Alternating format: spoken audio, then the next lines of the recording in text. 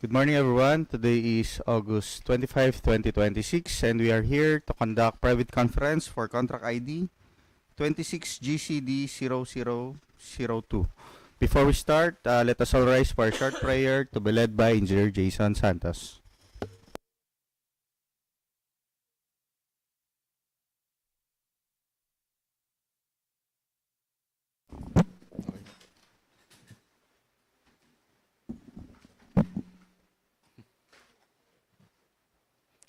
Let us pray. Lord, humingi po kami ng guidance sa inyo para dito sa aming private conference at hiling po sana namin ay ang safety ng bawat isa. Ayun lang po. Maraming salamat po. Amen.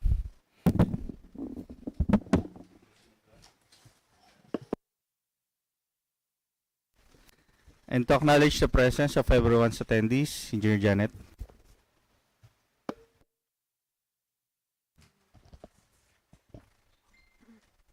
Attendance for today's private conference, Maria Supilio Baloneg, TWG member, Jason Santos, TWG member, Joanna Joy Antonio, TWG member, Diana Rose Alarcon, BAC, provisional member for goods and services, Jowen Nepomuceno, TWG member, Irene V. Daos, TWG member, Carrie Davin Hernandez, TWG member, Rod Aldrin Silvestre, TWG Estimating Committee, Lou Dominic Mariano, TWG head, Michael Angelo Reyes, TWG member, Dalia Santos, BAC Secretary Support Staff, Janet Santa Ana, BAC member, Paulette Tuason, BAC Secretariat Support Staff, Lance Julius Reyes, BAC Secretary Support Staff,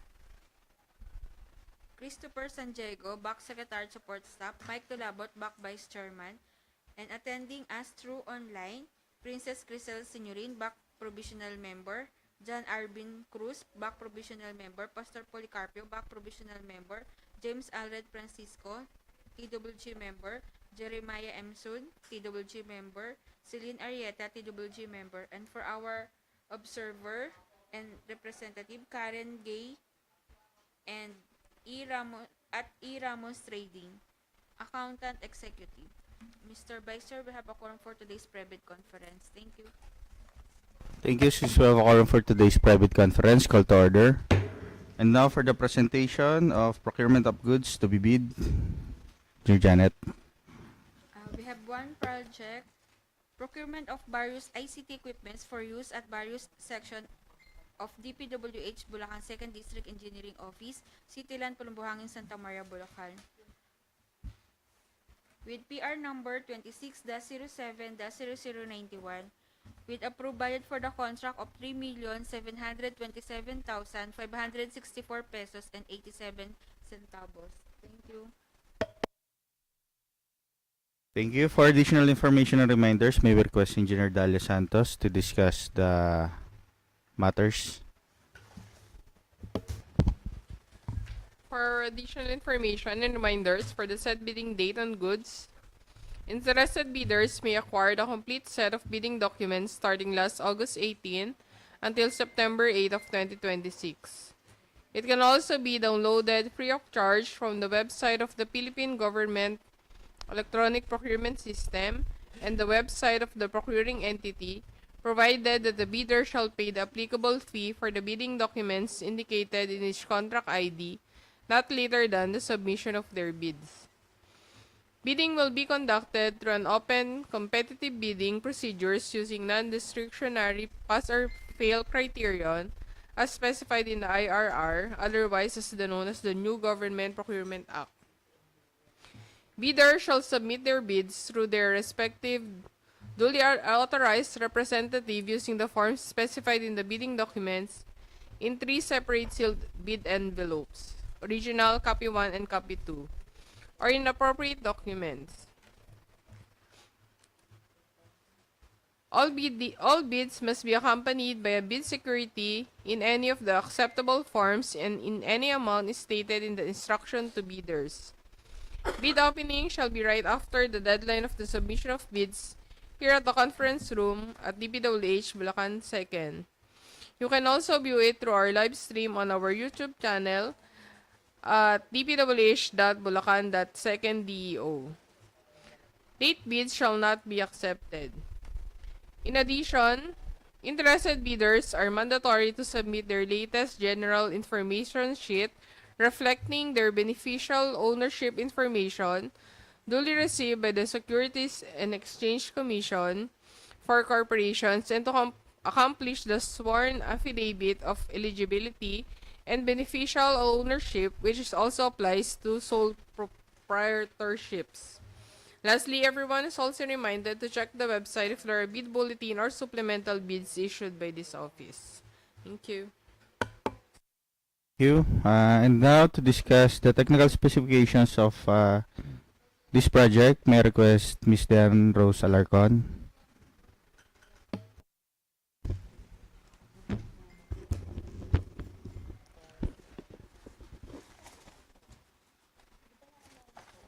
For PR number 26-07-0091, desktop computer with main equipment components, processor, Intel Core i3, 13th Gen or AMD Ryzen 3 8000 series, minimum of 4 cores and 4.5 GHz max turbo frequency with internal memory of 8 GB DDR4, storage of 512 GB SSD, 21 inches diagonal full high definition widescreen or wide viewing angle IPS display, same brand as the CPU integrated graphics memory with integrated sound card with internal speaker, external speaker, 4 slot on board, at least one PCI Express slot for expansion slot, no cooling system requirement, I/O ports, minimum of 6 USB slots, HDMI display port, audio port, Ethernet, RJ45, network interface, integrated gigabit Ethernet, form factor of tower, with software operating system license OEM Windows 11 Professional 64-bit with media installer must be activated with Microsoft prior to delivery. Recovery media, all drivers and utilities must be stored in any electronic storage media. It must be properly labeled and virus-free. Office software, Microsoft Office Standard, latest version. The licenses must be perpetual and transferable. It must be licensed under the name of DPWH. It can be added to the department's existing tenant domain, dpwh.gov.ph.onmicrosoft.com, and primary domain dpwh.gov.ph. The supplier shall submit a manufacturer certificate issued by Microsoft Philippines. If unavailable, the manufacturer certificate issued to the authorized distributor along with the certification from the distributor certifying the supplier is an authorized reseller shall be accepted. With accessories, keyboard, mouse, webcam, headset, power supply, cable and connector. For desktop computer specialized use, processor is Intel Core i7 13th Gen or AMD Ryzen 7X, minimum of 8 cores and 5.4 GHz max turbo frequency with 32 GB DDR4 internal memory, storage of 1 TB SSD plus 500 GB 7200 RPM HDD with 23 inches to 24 inches diagonal full high definition widescreen or wide viewing angle IPS display, 8 GB GDDR6 dedicated graphics memory with audio of integrated sound card with the internal speaker, external speaker, expansion slot is 4 slot on board and at least one PCI Express slot, air cooling system, minimum of 6 USB slots, HDMI display port, audio port, Ethernet, network interface, integrated gigabit Ethernet, form factor tower with operating system of licensed OEM Windows 11 Professional 64-bit with media installer must be activated with Microsoft prior to delivery. Recovery media, all drivers and utilities must be stored in any electronic storage media. It must be properly labeled and virus-free. Office software, Microsoft Office Standard latest version. The licenses must be perpetual and transferable. It must be licensed under the name of DPWH. It can be added to the department's existing tenant domain, dpwhgovph.onmicrosoft.com, and primary domain, dpwh.gov.ph. The supplier shall submit a manufacturer certificate issued by Microsoft Philippines. If unavailable, the manufacturer certificate issued to the authorized distributor along with the certification from distributor certifying the supplier is an authorized reseller. With accessories, keyboard, mouse, webcam, headset, power supply, cable, and connector.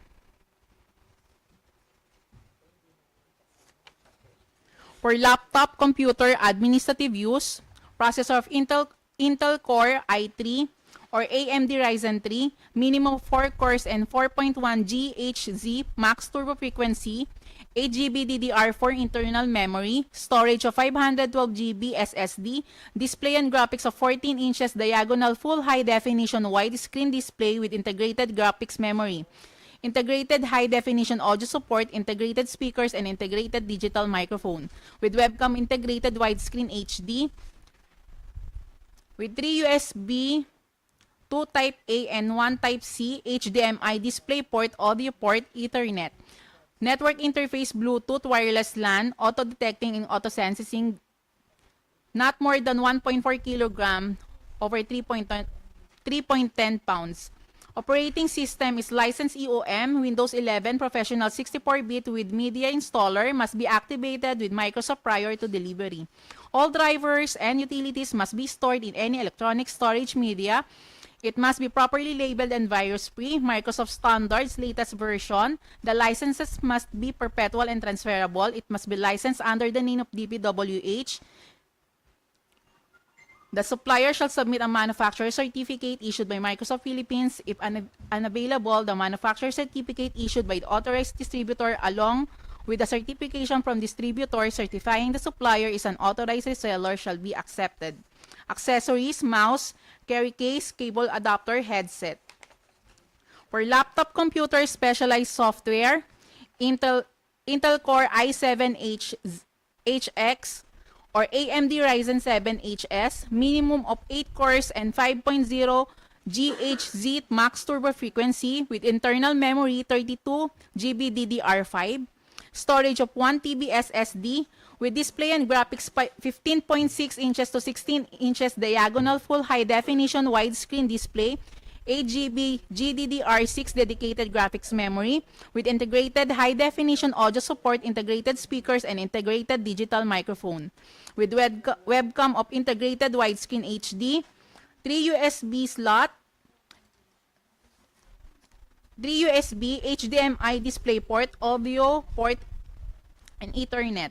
Network interface, Bluetooth wireless LAN, auto-detecting and auto-sensing, not more than 3.1 kilo over 6.8 pounds. With operating system, license EOM Windows 11 Professional 64-bit with media installer, must be activated in Microsoft prior to delivery. All drivers and utilities must be stored in any electronic storage media. It must be properly labeled and virus-free.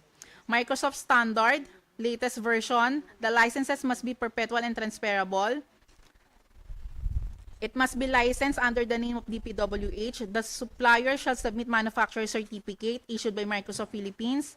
If unavailable, the manufacturer certificate issued an authorized distributor along with the certification from distributor certifying the supplier is an authorized reseller shall be accepted. Accessories, mouse, carry case, cable adapter, and headset. Other requirements for the desktop, administrative, and specialized laptop, administrative, and specialized software. The offered computer must be from a globally recognized brand that has been marketed in the Philippines at least for the past 10 years. The model must be listed in the current catalog and must not end of life from the time of bidding until the expiration of warranty period. Manufacturer certificate is required. All components must be the same brand as the laptop. Manufacturers installed and new.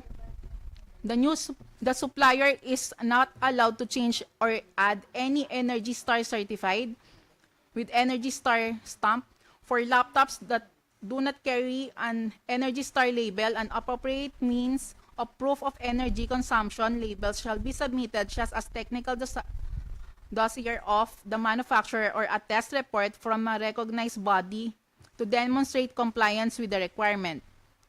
All equipment shall be supplied with standard manufacturer documentation on any electronic storage media and hard copy version where available. Warranty and maintenance, the supplier must provide 1-year warranty on all parts including mouse, headset, and microphone, and associated software and on-site labor from the date of the inspection and acceptance report. In any case, the laptop needs to be pulled out for servicing. The supplier must return the unit within 2 weeks or service until the same or higher specification must be issued. The local technical support shall include telephone and email, 8 hours per day, 8 to 5 p.m., 5 days a week, Monday to Friday for problem resolution. Support shall have response time of the next business day. The technical specification shall be issued along with the certification issued by the IMS. For multifunction inkjet printer A4, print technology inkjet color, minimum speed of 30 ppm or 23 IPM, speed measured using A4 letter size paper, 600 by 12 dpi. 1,200 dpi. Minimum speed of 12.5 cpm or add 0.5 IPM. Speed measured using A4 letter size paper. 1,200 dpi. Multi-sheet scan to single PDF file. Scan to network folder. Scan to USB memory device. Flatbed and ADF. Duty cycle 30,005 pages per month.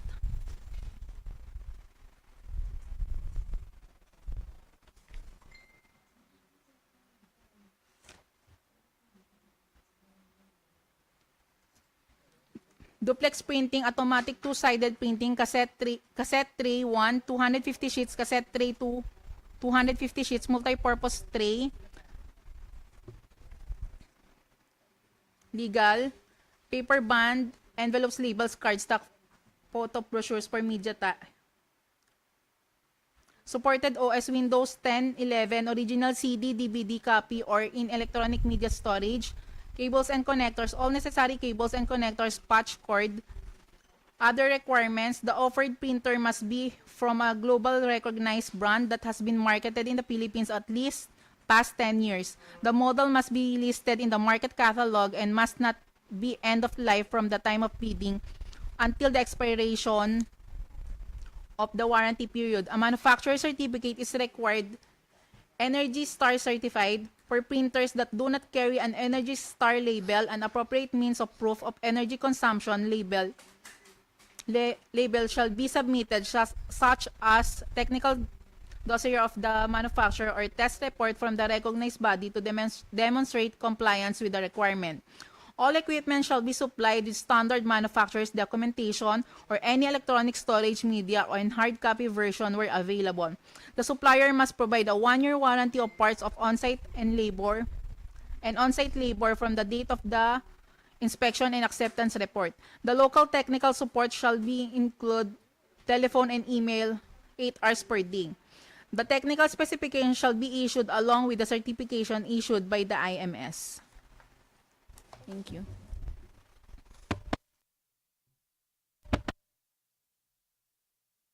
Thank you. Backsec, check po natin yung ating official online platforms. Kung meron bang questions or queries from our online participants.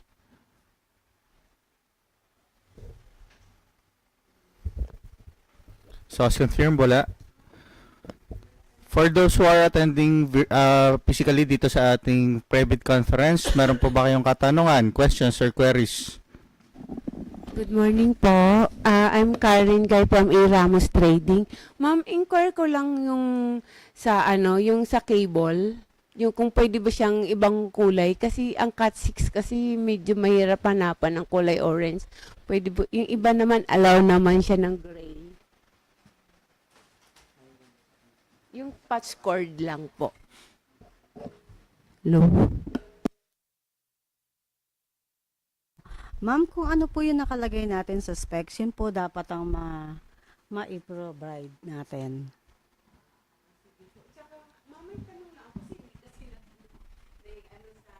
Ano yung mga requirements ng eligibility.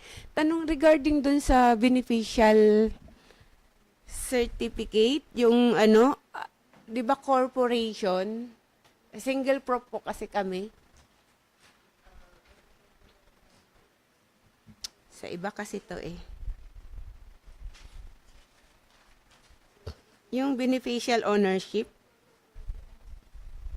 Una kasi.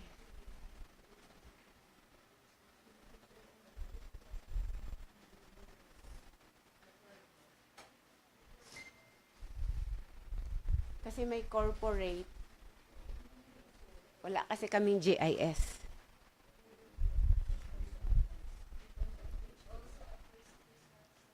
May sampa.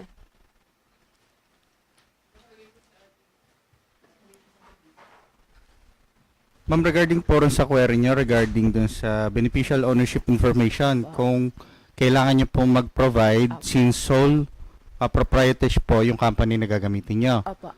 As per dun po sa aming bid docs na nire-require, kailangan po. Kailangan. May sample kayo doon, Corporation or sole proprietorship po kayo, kailangan po ng beneficial ownership information. sir? May sample kaya kayo doon, sir? Kasi hindi ko kasi nakita. Kung may sample lang kayo doon. Parang di ko nakita ang sample form doon. Included po siya dun sa bidding documents Included doon. pagka bumuli po kayo. Kasi dapat po dalawa, corporate at saka single prop. Kasi sa corporate kasi wala kaming, may GIS kasi na ano doon. Sa amin, sole proprietor, wala kaming GIS eh. Yung galing sa SEC.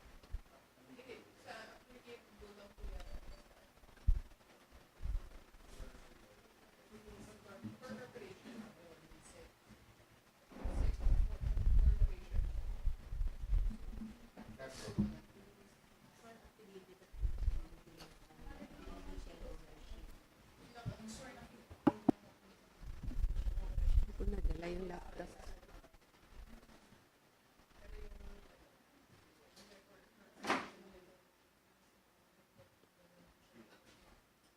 Nakalagay po dun sa ating invitation to bid, nakalagay po, number 10 po, nakalagay, interested bidders are mandatory to submit the latest general information sheets reflecting the beneficial ownership information duly received by the Securities and Exchange Commission for corporations and to accomplish the sworn affidavit of eligibility and beneficial ownership, which also applies to the sole proprietorship po. Thank you po. Yun po, ma'am. Yung kanina po. Number 10.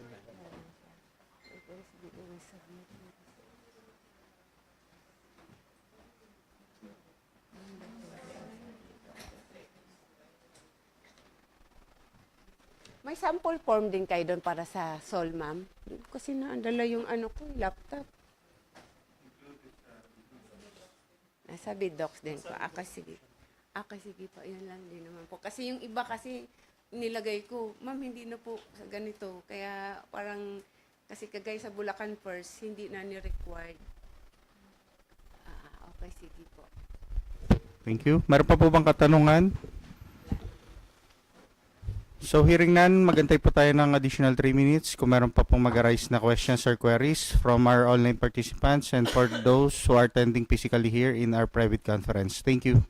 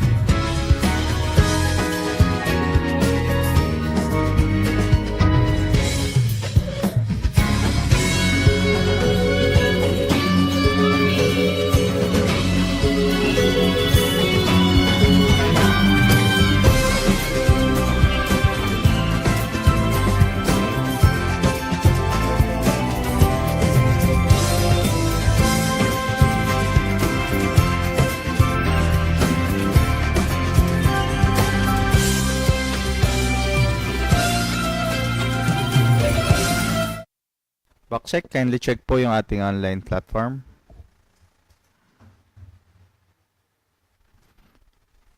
Thank you. So, dito po sa mga umattend, meron pa po bang katanungan or queries regarding sa ating ginawang private conference? So, hearing none, time check. It's now 10:52 in the morning. This private conference is now adjourned. Thank you.